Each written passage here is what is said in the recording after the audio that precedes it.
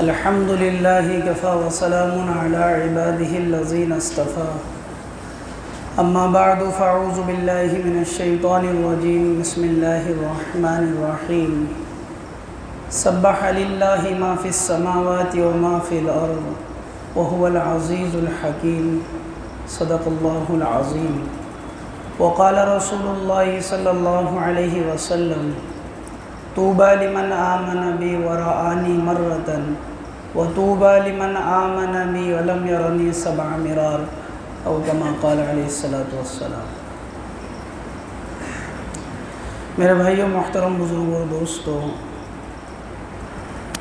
حضور اکرم صلی اللہ علیہ وسلم کی سیرت طیبہ سے متعلق بات چل رہی ہے۔ حضور اکرم صلی اللہ علیہ وسلم کے 70 صحابہ کی شہادت، آپ علیہ الصلوۃ والسلام نے اہل نجد کی طرف جن صحابہ کو تعلیم اور تبلیغ کے لیے روانہ کیا تھا، ان صحابہ کی شہادت کا تذکرہ چل رہا ہے۔ ان 70 صحابہ میں سے ایک صحابی تھے عمر بن امیہ زمری رضی اللہ عنہ۔ ان صحابی کو عامر بن طفیل،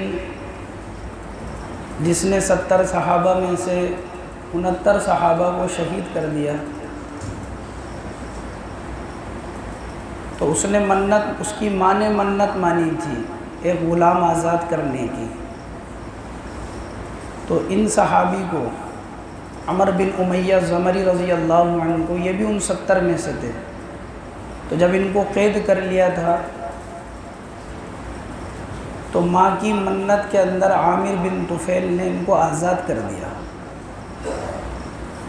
تو یہ وہاں سے واپس آ رہے تھے کہ راستے کے اندر بنو عامر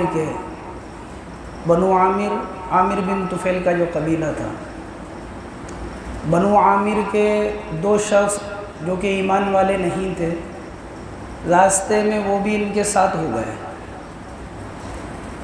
ایک جگہ راستے کے اندر ٹھہرنا ہوا تو وہ دونوں سو گئے اور یہ صحابی جاگ رہے تھے۔ تو ان صحابی نے سوچا کہ ہمارے اتنے صحابہ شہید ہو گئے تو یہ بھی ان کے قبیلے کے ہیں، تو مجھے بدلہ لینا چاہیے۔ بدلے میں حضرت عمر بن امیہ زمری رضی اللہ عنہ نے ان دونوں کو قتل کر دیا، اور یہ یہاں سے حضور اکرم صلی اللہ علیہ وسلم کے پاس پہنچے اور آپ علیہ الصلوۃ والسلام کو سارا واقعہ بتایا کہ میں نے ایسا ایسا کیا۔ اللہ کے نبی علیہ الصلوۃ والسلام نے فرمایا کہ تم نے ان دونوں کو کیوں قتل کر دیا؟ بنو عامر سے ہمارے وہ آپس میں حلیف ہیں، جیسے آج ایک ملک دوسرے ملک کا حلیف ہوتا ہے کہ اگر میرے اوپر کوئی آنچ آئی تو تمہیں ہمیں ساتھ دینا ہوگا تمہیں، تو اس طرح کے وہ حلیف تھے۔ آپ نے فرمایا تم نے ان کو کیوں قتل کیا؟ کیونکہ عامر بن طفیل نے جن لوگوں کی مدد لی تھی صحابہ کو قتل کرنے میں، وہ بنو عامر کے لوگ نہیں تھے بلکہ ارد گرد کے لوگ تھے، آس پاس کے لوگ تھے۔ تو آپ نے فرمایا کہ اب تو ان کی دیت دینا پڑے گی، ایک آدمی کا خون بہا اس کی قیمت، اور ایک آدمی کا خون بہا کسی کو ناحق قتل کر دیا گیا ہو تو 100 اونٹ ہوتے ہیں۔ سونے چاندی کے اعتبار سے دیکھیں گے تو سونے کے اعتبار سے 4 کلو 374 گرام سونا ہوتا ہے ایک آدمی کا خون بہا۔ چاندی کے اعتبار سے دیکھیں گے 30 کلو 618 گرام چاندی ایک آدمی کا خون بہا۔ اللہ کے نبی علیہ الصلوۃ والسلام نے فرمایا کہ ان کی دیت ادا کرنا پڑے گی۔ تو آپ نے اپنے صحابہ سے اس دیت کو جمع کیا، مال کو جمع کیا تاکہ دیت دی جائے۔ مدینے کے اندر ایک قبیلہ رہا کرتا تھا جس کو بنو نذیر کہا جاتا تھا، تو یہ قبیلہ بھی حضور صلی اللہ علیہ وسلم کا حلیف تھا۔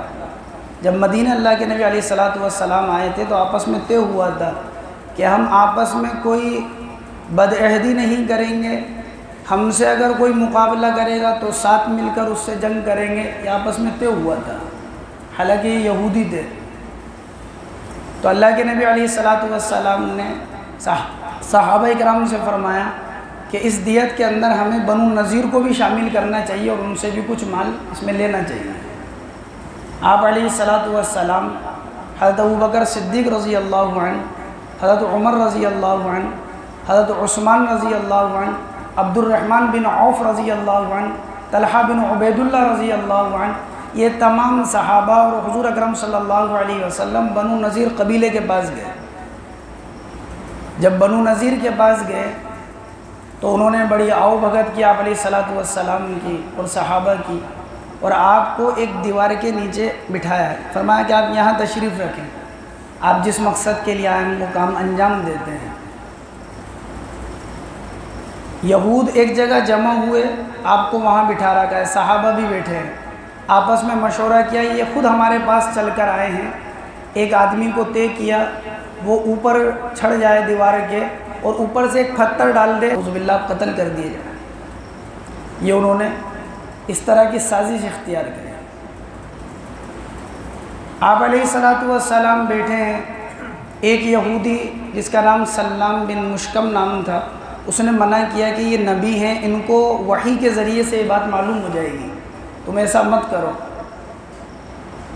بالآخر نہیں مانے اور ایسا ہی کیا، ایک آدمی کو متعین کر دیا۔ اتنے میں حضور اکرم صلی اللہ علیہ وسلم کو وحی کے ذریعے سے اللہ تعالیٰ نے یہ بات بتا دی۔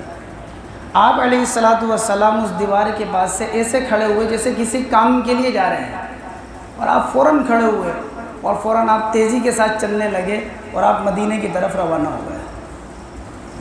صحابہ کرام وہیں بیٹھے ہیں، صحابہ یہ سمجھے کہ آپ کسی کام سے گئے ہیں، واپس آئیں گے آپ۔ تو کافی دیر ہو گئی، جب صحابہ کرام نے دیکھا کہ حضور واپس نہیں آ رہے تو آپ کو تلاش کرنے کے لیے مدینے کی طرف گئے، دیکھا کہ آپ علیہ الصلاۃ والسلام تو یہاں پر موجود ہیں۔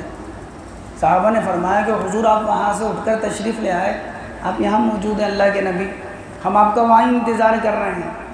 اللہ کے نبی علیہ الصلاۃ والسلام نے فرمایا کہ یہود نے بد عہدی کی ہے، وعدہ خلافی کی ہے، عہد کو توڑا ہے انہوں نے، جو ہمارا آپس میں عہد تھا اس عہد کو توڑا، اور انہوں نے ایسی ایسی سازش کی، اللہ تعالیٰ نے مجھے وحی کے ذریعے یہ بات بتائی۔ صحابہ نے پوچھا یا رسول اللہ کیا کیا جائے؟ آپ نے فرمایا کہ یہود سے مقابلہ کیا جائے۔ آپ صحابہ کرام رضوان اللہ تعالی علیہم اجمعین کو یہاں سے لے کر بنو نذیر قبیلے کے وہاں گئے۔ بنو نذیر آپ علیہ الصلاۃ والسلام ان سے مقابلے کے لیے گئے۔ ادھر سے منافقین کا سردار عبداللہ بن ابی بن سلول، یہ منافقوں کا جو سردار تھا، اس نے یہودیوں سے ملاقات کی اور یوں کہا تمہیں کوئی گھبرانے کی ضرورت نہیں ہے، 2000 آدمی ہیں میرے پاس، تو اگر تمہارے اوپر کوئی آنچ آ گئی تو میرا ایک ایک آدمی ایسا ہے کہ جان دے دے گا لیکن پیچھے نہیں ہٹے گا۔ ان کو حوصلہ دیا، اور جب اللہ کے نبی علیہ الصلاۃ والسلام صحابہ کو لے کر گئے، یہ منافق اور اس کے ماننے والے جتنے سارے کے سارے پیچھے ہٹ گئے۔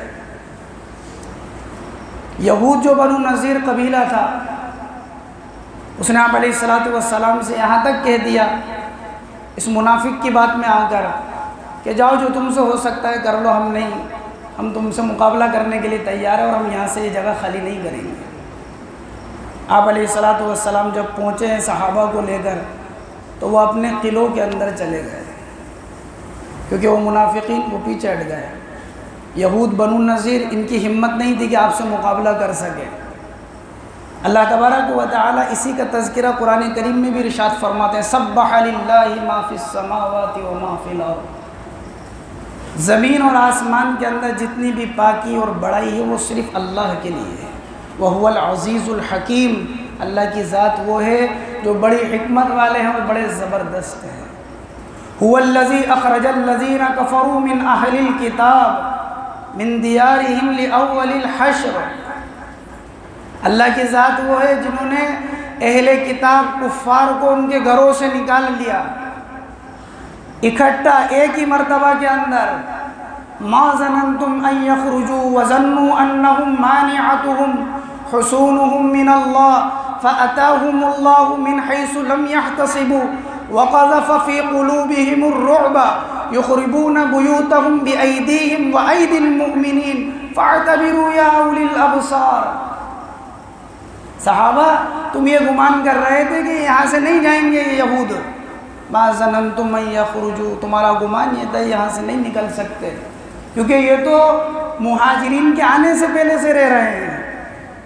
وَظَنُّوا أَنَّهُمْ مَانِعَتُهُمْ، اور وہ یہود بھی یہ سمجھ رہے تھے ہمارے قلعے مضبوط ہیں، ہم نہیں نکل سکتے یہاں سے۔ فَأَتَاهُمُ اللَّهُ مِنْ حَيْثُ لَمْ يَحْتَسِبُوا، اللہ کا حکم آیا ایسی جگہ سے جو ان کو گمان بھی نہیں تھا۔ وَقَذَفَ فِي قُلُوبِهِمُ الرُّعْبَ، اللہ نے ان کے دلوں میں ڈر کو ڈال دیا، خوف ڈال دیا۔ یخربون بیوتہم بأیدیہم وأیدی المؤمنین، اپنے گھروں کو اپنے ہاتھوں سے ویران کر رہے ہیں، اور ایک صحابہ کی جماعت تم ان کے گھروں کو ویران کر رہے ہیں۔ یہ کیا مطلب کہ جب اللہ کے نبی علیہ السلام نے 15 دن کا محاصرہ کیا، باہر نہیں نکلے، اللہ کے نبی سے کہنے لگے کہ ہم یہاں سے چلے جائیں گے، ہم نے بدعہدی کی، اس کی سزا ہے یہ ہماری، بدعہدی کی وہ تو کی، اور اوپر سے یہ اور کہ جو ہو سکے کر لینا،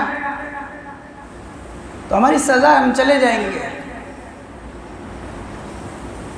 اللہ کے نبی نے 10 دن کی مہلت دی۔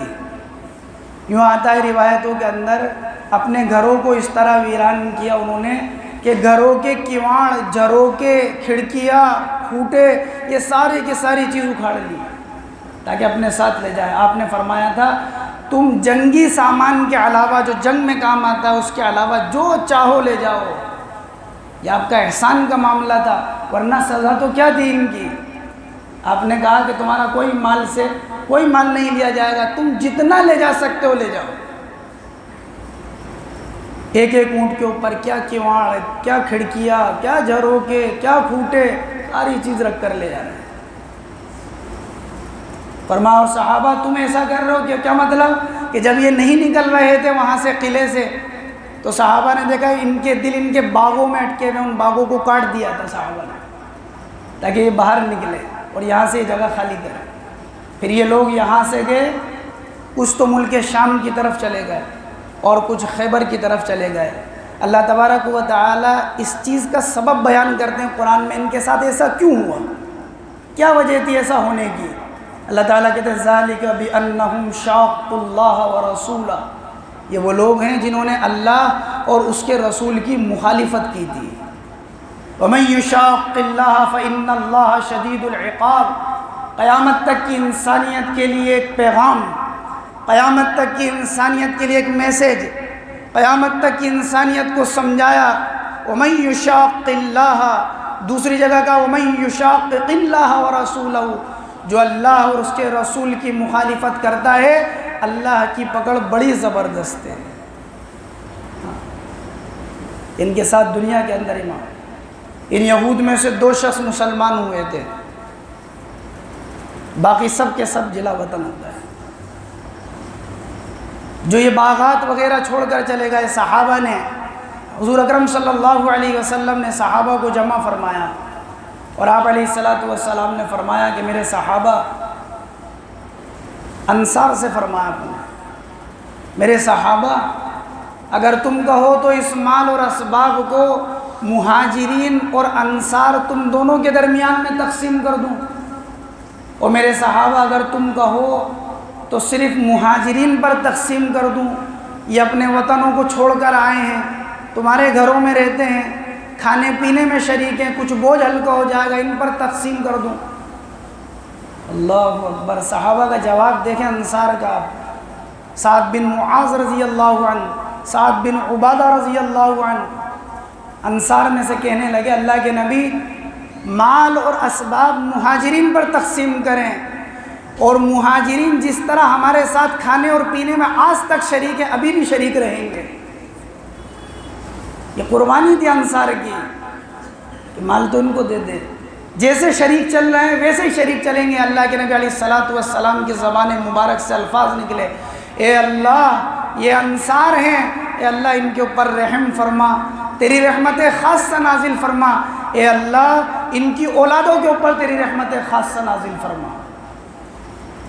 حضرت ابوبکر صدیق رضی اللہ عنہ نے بھی کہا تھا اے انصار کی جماعت، تم نے اپنا پورا حق ادا کر دیا، تم نے پورا حق ادا کر دیا۔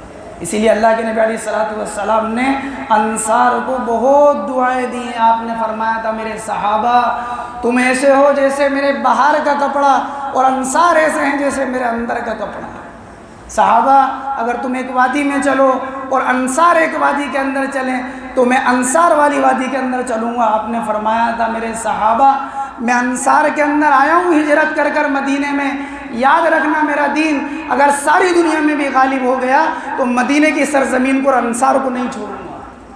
مدینہ فتح، مکہ فتح ہو گیا تھا، پھر واپس مدینے لوٹ کر آ گئے تھے اللہ کے نبی علیہ السلام۔ اسی سے متعلق انشاءاللہ